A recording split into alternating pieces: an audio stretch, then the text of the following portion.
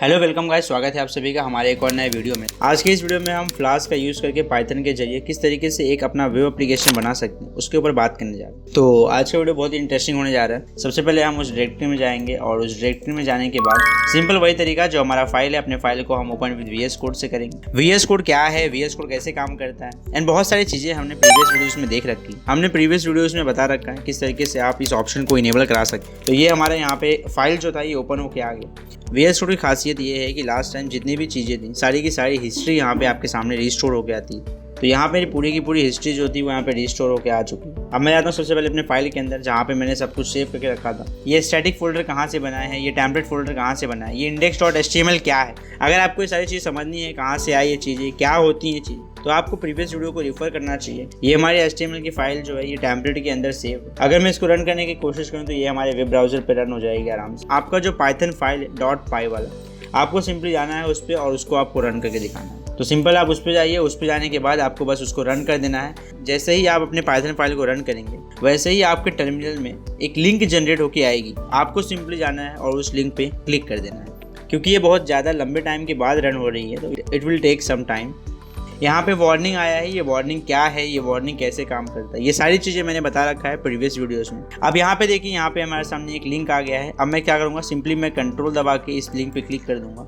ये हम कहाँ से लाए थे गाइज, आपको याद होगा, ये हमने नेव बार से लाया था। यहाँ पे टू डू देखिए, यहाँ पे ये ड्रॉप डाउन एक्शन वगैरह, ये आपका टू डू का ये टेबल है। टेबल के अंदर आपके सामने प्रीव्यू खुल के आ जाएगा कि आपने यहाँ पे क्या क्या टू डू डाला है। तो आगे बढ़ने से पहले आप लोगों को समझना पड़ेगा कि ये टू डू क्या होता है। टू डू, तो ये टू डू क्या करेगा, टू डू आपको गाइड करेगा। सिंपली आपको ये काम करना है, अभी नेक्स्ट टाइम में आपको ये काम करना है। आपका टाइम हो गया, अभी आप खाना खा लो, अभी आप पढ़ लो। तो ये जो टाइम है, ये टाइम डिसाइड करने का काम करेगा टू डू करेगा। यहाँ पे हम अपने वेब एप्लीकेशन को सिंपली लिंक करने की कोशिश करेंगे कि हम जो भी यहाँ पे टू डू डालें वो टू डू हमारे इस टेबल के अंदर आ जाए। अब वो टू डू जो है वो हमारे टेबल के अंदर आए तो सही, लेकिन उसके बाद परमानेंट सेव भी रहना चाहिए ना वो टू डू। अगर मैं अपने पिछले 3 दिन का हिस्ट्री रिस्टोर करने की कोशिश करूँ तो मुझे वहाँ पे मेरा पिछले 3 दिन का जो भी मैंने काम किया है वो वहाँ पे प्रेजेंट होकर आना चाहिए, जिससे मुझे पता चलेगा कि मेरा कितना काम हो चुका है, कितना काम पेंडिंग है। ये टू डूज हमारे सेव होंगे कहीं पे, इनको सेव होने के लिए कोई तो एक कंटेनर चाहिए। तो हमारे टू डूज को सेव होने के लिए हम क्या करेंगे, एक डाटाबेस बनाएंगे। जैसे आपका बैंक क्या काम करता है, आपका बैंक काम करता है आपके मनीज को स्टोर करने के लिए। तो सिमिलरली जो आपका डाटाबेस रहेगा वो क्या करेगा, आपके डाटा को वहाँ पे स्टोर करने का काम करेगा। तो सबसे पहले हम लोग क्या करेंगे, सबसे पहले हम लोग आएंगे यहाँ और यहाँ पे पासवर्ड लिख के आ रहा है। तो मैं क्या करूँगा, मैं पहले पासवर्ड को बदलूंगा। मेरे को ये पासवर्ड नहीं चाहिए। फिलहाल मैं थोड़ा HTML में अपने चेंजेस करूंगा। यहाँ पे मेरा पासवर्ड लिख के आ रहा है। यहाँ पे मेरा जो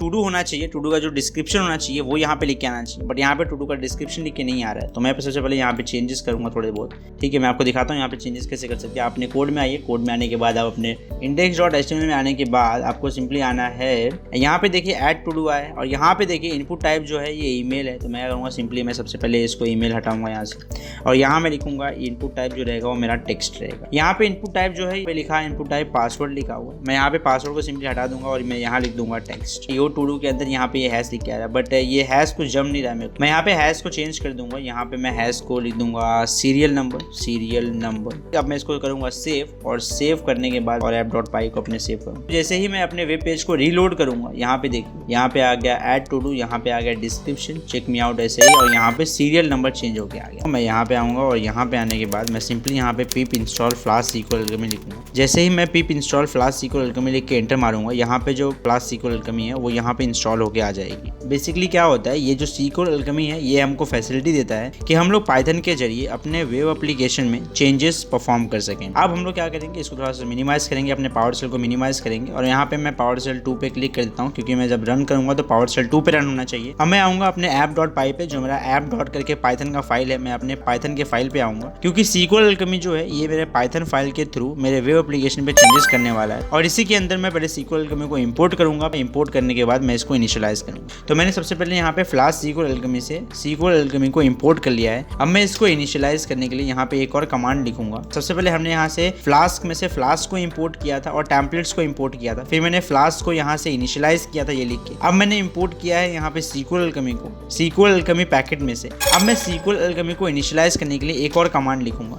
app.config लिखने के बाद अपर इन्वर्टेड कॉमा और यहाँ पे मैं अपना कैप्स लॉक ऑन कर लूंगा। और कैप्स लॉक ऑन करने के बाद मैं यहाँ लिखूंगा SQL alchemy _ database _ URI equals to मैं यहाँ पे एक URI लगाऊंगा डाटाबेस का, SQL Alchemy डाटाबेस URI। मैं इसको कॉपी करके मैं अपने वेब ब्राउज़र पे आऊँगा और मैं यहाँ पे आपको वेब ब्राउज़र पे ये पेस्ट करके दिखाऊंगा कि एक्चुअली में ये है क्या। SQL Alchemy डाटाबेस URI जो है ये क्या है। पहले लिंक पे क्लिक करता हूँ। यहाँ पे SQL Alchemy का जो ये पेज है, इस पे 2 URI हमको दिया हुआ है, एक दिया हुआ है SQL का और एक दिया हुआ है MySQL का। अगर आप MySQL पे काम कर रहे हैं तो आप इस URI को वहाँ पेस्ट करिए। मैं सबसे पहले SQL वाले URI को यहाँ से कॉपी करूँगा और इस URI को मैं VS कोड पे जाऊँगा और यहाँ पे जाने के बाद मैं यहाँ पे पेस्ट कर दूंगा। मैं इसको अपर इन्वर्टेड कॉमा में डालूंगा। उसके बाद यहाँ पे जो ये टैम्प है ये हमको बताता है कि जो भी चीज़ें होंगी वो आपकी वेब पेज पे प्रेजेंट होके आएंगी। बट मैं नहीं चाहता हूँ कि मेरी जो भी चीज़ें रहें वो वेब पेज पे प्रेजेंट होके आए। मैं चाहता हूँ कि मेरी जो भी चीज़ें हैं वो यहीं पे प्रेजेंट होके आए। तो मैं सबसे पहले मैं इस टैम्प को हटाऊंगा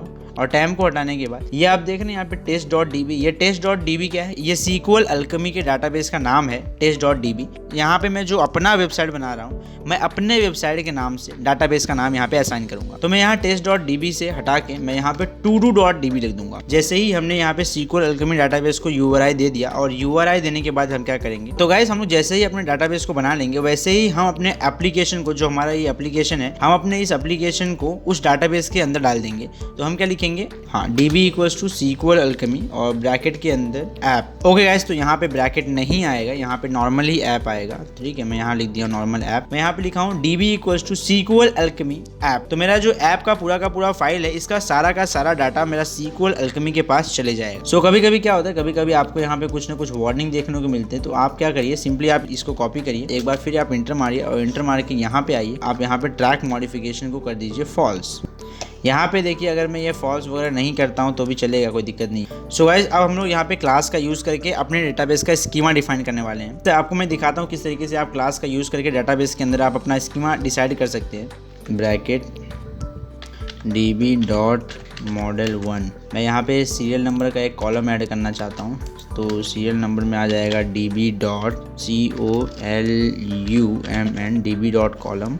DB कॉलम हो गया। DB कॉलम के अंदर DB डॉट, ये क्या होने जा रहा है, ये इंटीजर होगा, DB dot integer comma primary की। तो सबसे पहले यहाँ पे क्या करूँगा, मैं जब इसको कॉपी करूँगा और अब इसको कॉपी करने के बाद ऐसे मैं यहाँ पे 3-4 लाइन और बनाऊँगा। एक में सीरियल नंबर हो जाएगा, एक में हो जाएगा टाइटल और एक में हो जाएगा डिस्क्रिप्शन, एक और रहेगा हमारा डेट क्रिएटेड। ओके, जो टाइटल होगी वो हमारी एक स्ट्रिंग होगी। मैं यहाँ db.string लिखूँगा, db.string और इसको कुछ ना कुछ असाइन करूँगा। 256 मैंने यहाँ पे असाइन कर दिया इसको। मैं यहाँ पे प्राइमरी की इक्वल्स टू ट्रू नहीं रखना चाहता, मैं यहाँ पे नलेबल लिख दूंगा, NULLABLE, nullable is equal to true हो जाएगा यहाँ पे। तो सेम टू सेम ये नलेबल इक्वल्स टू ट्रू जो है वो ही यहाँ पे भी आनी चाहिए। नलेबल इक्वल्स टू ट्रू यहाँ पे भी आएगी और नलेबल इक्वल्स टू ट्रू यहाँ पे भी आएगी। कॉलम DB डॉट, क्योंकि ये इंटीजर नहीं रहने वाली है, ये डेट टाइम है तो ये रहेगा DB डॉट डेट टाइम। और ये जो है ये भी हमारा स्ट्रिंग ही होने वाला है, बट इसका जो लेंथ रहेगा, क्योंकि ये डिस्क्रिप्शन है तो थोड़ा लेंथ इसका बड़ा होगा। जो इसकी डिफ़ॉल्ट वैल्यू होगी DEFAULT, डिफ़ॉल्ट वैल्यू जो इसकी होगी वो होगी, यहाँ पे आ जाएगा date time dot UTC now. अभी आप डेट टाइम डाल रहे हो तो यहाँ पे आपको from date time port date time करना पड़ा और मैं इसको अब सेव करता हूँ। ओके, यहाँ पे ऐप डॉट राउट के ऊपर अपने को एक और चीज़ ऐड करनी है और वो चीज़ है REPR। इंटर मारूंगा, यहाँ पे आ जाएगा REPR। देखिए यहाँ पे क्या लिखा है, सुपर, और ये लिखा हुआ है ना, तो मैं इसको यहाँ से हटा दूंगा और यहाँ से हटा के मैं यहाँ लिख दूंगा कि तुम मुझे रिटर्न करो।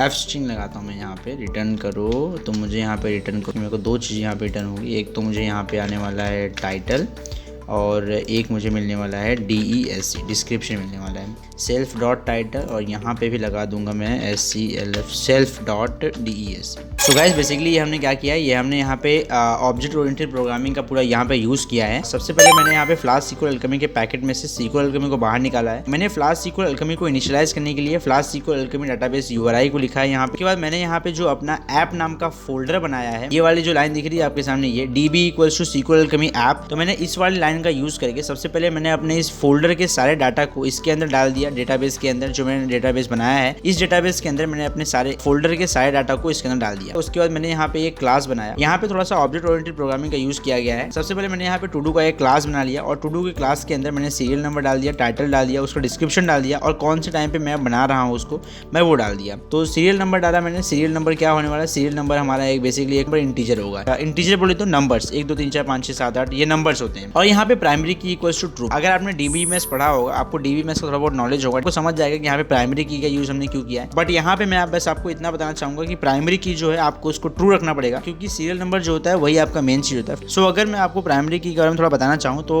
मान लेते हैं कोई एक क्लास है, तो उस क्लास के अंदर जितने भी स्टूडेंट बैठते हैं सारे स्टूडेंट्स को उनका एक यूनिक रोल नंबर दिया जाता है और वही रोल नंबर उन सभी स्टूडेंट्स के लिए एज अ आइडेंटिटी काम करता है। तो यहाँ पे जो सीरियल नंबर है ये आपके डाटाबेस के लिए एज अ आइडेंटिटी काम करेगा। तो यहाँ पे आपको प्राइमरी की जो है इसको ट्रू रखना पड़ेगा। बाकी और किसी में भी आपको प्राइमरी की ट्रू रखने की जरूरत नहीं है, बाकी सब में नलेबल रख दिया है, यानी कि नहीं रखेंगे तो भी चलेगा। दूसरा है टाइटल। टाइटल भी हमारा एक कॉलम होने जा रहा है, बट टाइटल में इंटीजर नहीं होगा। टाइटल जो है वो 3 4 नंबर नहीं होगा। टाइटल जो होगा वो ABCD के फॉर्म में होगा, कुछ ना कुछ लेटर होने जाएगा। तो वो स्ट्रिंग है और इसका यहाँ पे लेंथ दे दिया है 256। अभी ऐसा नहीं कि आप टाइटल के अंदर पूरा का पूरा रामायण और महाभारत लिख दें वहाँ पे, तो वो खराब हो दिखेगा वहाँ पे। इसलिए टाइटल को हमने खाली 200 वर्ड का ही परमिशन दिया है। उसके बाद अगर मैं बात करूँ डिस्क्रिप्शन की, तो डिस्क्रिप्शन भी हमारा कॉलम होने जा रहा है और डिस्क्रिप्शन जो है वो भी स्ट्रिंग होगा। और जो डिस्क्रिप्शन है, डिस्क्रिप्शन का लेंथ हमने 500 वर्ड रखा है, तो आप डिस्क्रिप्शन के अंदर 500 वर्ड लिख सकते हैं। उसके बाद यहाँ पे डेट क्रिएटेड है। डेट क्रिएटेड ये इंडिकेट करेगा कि कौन से डेट पे कौन सा टू डू जनरेट किया है, आपने कौन सा टू डू वहाँ पे डाला है। तो यहाँ पे db.column आ गया। उसके बाद यहाँ पे db.datetime।